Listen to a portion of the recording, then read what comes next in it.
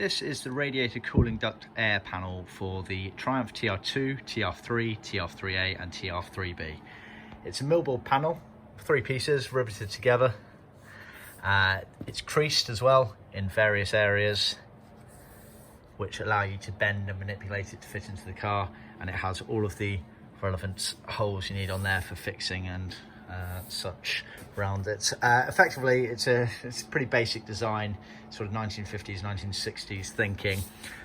It sits in the car underneath the bonnet, right at the front of the car, just behind the main grille area, and all it does is direct and deflect air into the radiator to try and keep it cool. So effectively sits up like that, and then it gets bent round to the bodywork of the car, so the air comes into the grille, hits these and it deflects it, and the radiator's essentially sat behind this bit here. See our website for more details.